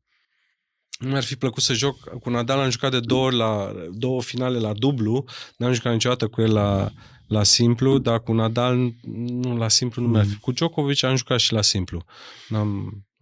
În sfârșit, hai să... Că acum intrăm... Ca antrenor am avut momentele, unul dintre cele mai mișto momente, îți dai seama, a fost cu Simona Halep când eram cu ea în China și a devenit numărul 1 mondial, știi? A fost superb și mulțumesc lui Simona atunci că m-a luat în echipa ei pentru o perioadă scurtă, dar datorită ei, nu știu, pot să mă mândresc și eu că am fost, știi cum e, un antrenor de numărul 1 mondial. Sau cu ea atunci când a devenit numărul 1 mondial. A fost superb. Am avut, știi, și la Cupa Davis, multe succese sau și cu, eu știu, când am intrat-o și am început cu Elena Iancovici acolo. Dar acum, când mă gândesc acum la succesul ca antrenor, sunt mult mai modest. Adică, mai ales acum sunt și tătic, vreau să stau mai mult acasă, visez să aduc un jucător în prima sută, un băiat. Un jucător băiat, dar la fel... Român, da. La fel și la fete, nu e că e chestia asta, dar la fete, cred că fetele s-au ridicat și sper să se ridice din ce în ce mai mult, dar la băieți n-a mai fost de mult un jucător în prima sută, dar sunt conștient că pentru chestia asta trebuie să dai totul din și viața ta privată. Deci trebuie să fii acolo 100% de la început sau să ai o echipă atât de bună, de oameni atât de buni încât să poți să faci lucrul ăsta. Și momentan asta nu o am. Sunt foarte sincer, nu o am. Și pentru mine mă bucură, mă satisface să merg la antrenament și să văd progresul ăla încet, disciplina aia care să văd că să-ți dau un exemplu, antrenez o fată care n-a început de mult sau de 3 sferturi de ani, care acum în perioada de iarnă a plecat în vacanță o lună cu familia. Deci s-a făcut antrenament mult înainte sau s-a progresat și știi cum la tenis o lună e o perioadă destul de lungă. Nu prea întâlnești jucători care și-au atât de mult. Corect. Dar satisfacția pe care o am acum, pentru că am reușit, știi, să spun stai liniștită, pentru că știi cum sunt, vin și după aia îți dau seama că nu mai joacă, vor să joace la fel ca acum o lună, dar nu pot, nu mai nimeresc mingea, greșesc mult, se stresează, sunt frustrați, devin în viața lor privată, foarte supărați și așa mai departe. Și satisfacția asta să-i dai încredere la copilul ăla, să stea liniștită și să facă disciplina asta și să vezi că destul de repede, dacă faci disciplina asta, vei fi din nou fericită că iară încep să simți mingea, iară încep să joci binișori, iară. Asta îmi dă o satisfacție mare, știi? Să am challenge-ul ăsta. Înainte mai aveam tot așa să antrenez copii sau juniori care sunt mai nebunatici, să spun. Adică știi cum e, dacă ai jucătorul ăla care e și disciplinat, și talentat, și atitudine bună, e ușor să antrenezi, știi? După aia dacă ai unul care e talentat, dar e leneș, e disciplinat, dar nu-i talentat, știi? Să le găsești acolo ingredientele să-i duci mai departe și asta mă face să mă simt bine, știi? Dar e foarte greu, știi, să mergi pe partea de profesionalism, știi? Și ca antrenor trebuie să dedici foarte mult din viața ta personală, știi? Pentru a ajuta asta sau să ai o echipă care poți să dai mai departe, știi? Unde te pot întâlni acești sportivi care vor să lucreze cu tine sau părinți care vor să-ți ceară un sfat? Da, eu sunt la Power Tennis Club în Otopeni. Mulțumesc că ai întrebat asta, Horia. E un club unde anul trecut am organizat 2 concursuri ITF, sunt concursuri de copii acolo, chiar m-am mutat și eu aproape de clubul ăla ca să, mai ales acum, scuzați-mă, cum știm că traficul în București e genial. Și sunt acolo, deci acolo mi-am găsit prin ajutorul lui Irina și Stefan, care au acest club frumos. Sunt și 2 terenuri de paddle, sunt și 2 terenuri de hard, e și un gym, 6 terenuri de zgură, copaci din jur, ai fost acolo, e foarte drăguț. Acolo sunt găsit și, bineînțeles, noi încercăm tot așa cu Adriana împreună, care e soția mea, care a fost și ea jucătoare de tenis și a lucrat și la Stejari Country Club, a fost directoarea pe tenis acolo. Încercăm să căutăm sponsori, avem adică am primit ajutor de la câțiva sponsori și le mulțumesc din suflet tot timpul și încercăm să ajutăm cât putem noi, că știi cum e, tenisul e foarte scump, chiar îmi pare rău că am mai primit niște telefoane de la părinți unde n-am putut să ajut, știi, pentru că nu pot să... acea parte financiară să zic că pot să ajut pe toată lumea, dar un sfat poți să dai. Un sfat tot timpul pot să dau, da. Și mereu ai avut deschiderea asta să stai de vorbă cu orice părinte și să împărtășești din experiența ta. Da, tot timpul. Acolo chiar sunt și eu mândru de mine câteodată că am răbdare la chestiile astea, dar chiar îmi place, exact cum îți place și ție și partea asta, tu ce ai început, proiectul ăsta care l-a început mi se pare incredibil, ai fost și acolo la club și ai făcut mindset. E o chestie care e a ta originală și te definește și eu o să te susțin forever. Să știi că undeva în parcursul meu, în evoluția mea de jucător, eu mi-am luat inspirație din multe părți, inclusiv de la tine, asta am spus-o de multe ori. Și modul ăsta de a da mai departe, de a susține, de a împărtăși, asta l-am văzut foarte mult la tine.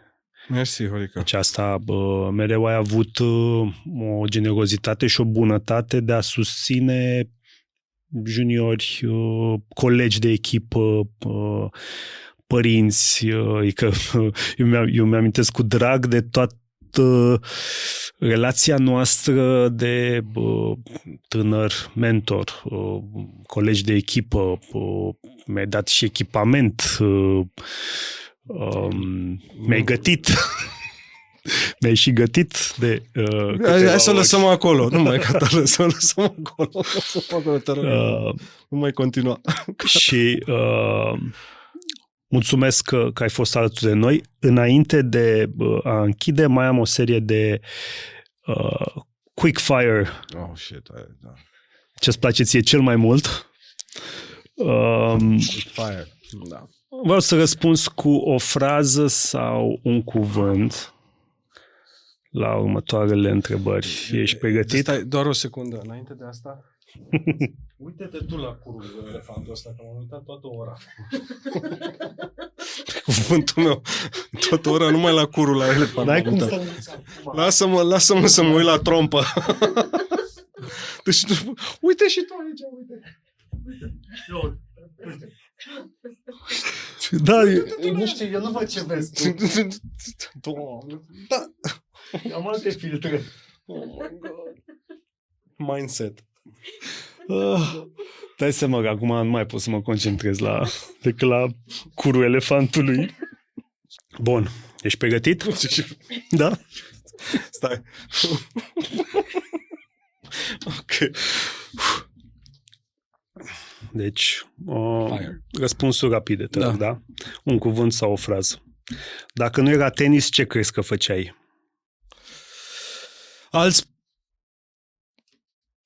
Fotbal sau cântăreț? Ce notă îți dai pentru activitatea ta de sportiv de la 1 la 10? 10. Bun. Care a fost mentorul tău principal?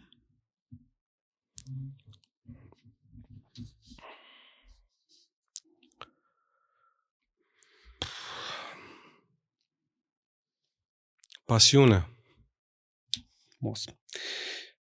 Ce obicei zilnic pe care îl practici și acum îl recomanzi celor care vor să facă un sport sau mișcare măcar?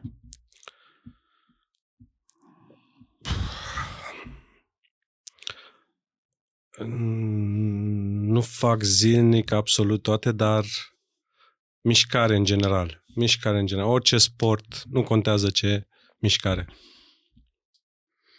Cea mai importantă calitate a unui antrenor? Răbdarea. Andrei Pavel, cu toate lecțiile învățate prin tenis, dar fără rezultate, fără titluri. Merită? 100%. Ultima întrebare, the billboard question. Ia zi. Ce ai scrie mare cu majuscule pe pancarda de la intrarea din clubul de tenis? La intrare. Mare cu majuscule. Să vadă toată lumea care vine acolo.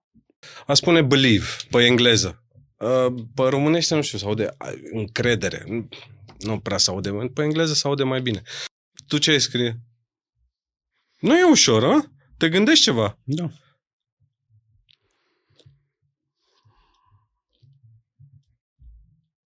Tu ai scrie Horia Tecău, hai încoace. Aș pune nu. Îmi place asta cu dream, believe. A visa și a crede. Da. Dar că în română sună mai... Da. Visează... Da, ce să scrii visează acolo? Poți să spui dream and believe. It's enough. Păi da, dar pe engleză. Dar tu intri într-un club... Contează. Vă mulțumim că ați rămas alături de noi până la final. După discuția cu Andrei, am rămas cu câteva puncte cheie. Ca părinte, cel mai important este susținerea necondiționată. Să fim mândri de copiii noștri care au curajul să practice un sport de performanță sau orice activitate. Să-i susținem în drumul lor, nu să investim în ei, să nu-i comparăm cu ceilalți pentru că fiecare are ritmul lui și să-i încurajăm să-și dobândească o disciplină proprie. Copiii au voie să greșească, trebuie să le fim alături, să-i susținem, să observe, să corecteze și să meargă mai departe și să-i ghidăm în formarea disciplinei. Andrei Pavel, cu toate lecțiile învățate prin tenis, dar fără rezultate, fără titluri. Merită? Mai spune asta încă o dată? Deci Andrei Pavel, da. tot ce ai învățat, tot Da. ce te-a învățat tenisul, Da. dar fără titluri și Ca antrenor. rezultate. Nu, ce? ca jucător. Nu știu ce vrei să spui cu asta, chiar nu înțeleg chestia asta. Adică Andrei Pavel fără toate rezultatele din tenis... Dar cu toate lecțiile pe care le-a învățat pe parcurs. Merită? 100%. Poți să mai te întreb o dată? Da. Să răspunzi. Da. Dacă nu am înțeles asta. Da, am pus-o și eu în felul meu, mă rog. Psycho. Ok, hai. Mai spune încă o dată. Andrei Pavel, cu toate lecțiile învățate prin tenis, dar fără rezultate. Nu poți să lucrezi cu amatori. Ok, încă o dată, Andrei Pavel. Fără rezultate. Unde ți-a venit asta, măi? Shit. Da, hai, încă o dată. Ei, nu mai pun pe asta. Nu, pune-o. A filmat-o. Nu, Okay. pune-o. Nu, pune-o, gata. O editează oricum. Nu, hai, gata. Nu, spune-o încă o dată. Spunem o voce peste, așa că spune-o încă o dată, hai, dă-i drumul. Cum vrei să o formulezi? Să-ți placă și ție? Nu, la fel, așa. Gata, sunt acolo. Nu mai râdem, gata. Sunt acolo.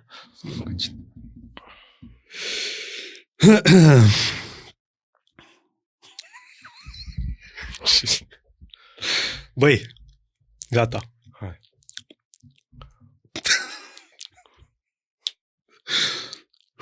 Așa.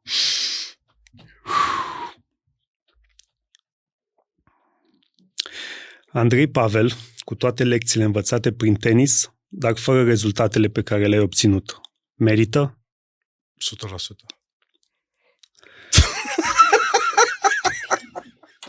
Că asta poate să o tai acum. Da, mamă, nu mai prostii îmi venea în cap. N-ai respirat. Gata, mai avem? Ultima întrebare. Hai. Ultima întrebare. The Billboard question. Ia zi. Ce ai scrie mare cu majuscule pe pancarda de la intrarea din clubul de tenis? La intrare. Mare cu majuscule. Să vadă toată lumea care vine acolo. Forța Italia. Nu-mi vine până...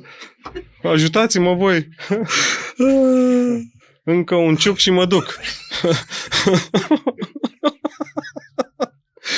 Mamă, ce... De ce nu se mai face sport? Da. Fumatul interzis. Like, subscribe, share. Tu ce ai scrie?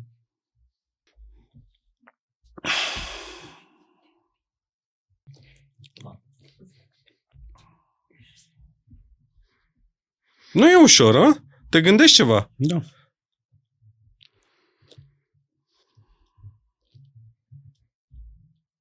Tu ai scrie Horia Tecău, hai încoace. Aș pune nu. Îmi place asta cu Dream Believe. Deci noi microfonul să facem poză de thumbnail? Da. Da. Și cu elefantul? Fără elefant. Fără elefant? Vreau și să știu ceva, Vlad. Cine a fost aici cel mai mult în toți anii ăștia? Tu, nu? Da. A mai spus cineva asta despre elefant? Niciodată. Va mai fi la fel elefantul pentru tine? Niciodată. O să întorc. Eu cu spate să mă uit la el toată înregistrarea. Uite-te acum, nu trebuie să... Uite-te acum. Așa? Eu ziceam la... Hai și în picioare, vă. Nu, picioare. Acesta este un material gratuit prin care echipa Mind Architect contribuie la dezvoltarea personală și la cunoașterea de sine fundamentate în știință. Dacă vrei să aprofundezi subiectul pe care tocmai l-ai ascultat, devină și tu membru Mind Architect Premium, unde ai acces la peste 130 de materiale audio-video, rezumate infografice și recomandări de resurse. În plus, și poate cel mai important, întâlnirile MA Live, unde poți intra în direct cu echipa noastră pe teme care te interesează. Și acces la grupul de Facebook privat, unde ținem aproape de comunitatea abonaților. Iar dacă vrei să înveți în ritmul tău, te așteptăm pe mindarchitect.ro în secțiunea Online Academy, unde te așteaptă cursuri certificate, cu informație clar organizată, cu suport vizual excelent, teste și studii de caz. Poți asculta în continuare gratuit episoadele de podcast Mind Architect pe rețelele de podcasting precum Spotify, Apple Podcasts, YouTube și pe mindarchitect.ro. Iar dacă ți-a plăcut acest episod și crezi că i-ar face viața mai bună cuiva cunoscut, ne-am bucurat tare să ne ajuți cu un share. Conținutul Mind Architect nu este destinat și nici nu trebuie interpretat ca fiind utilizabil pentru a diagnostica, trata, atenua, vindeca, preveni sau un alt mod a fi utilizat pentru orice boală sau condiție medicală. Nu reprezintă substitut pentru consultație psihologică sau pentru muncă terapeutică.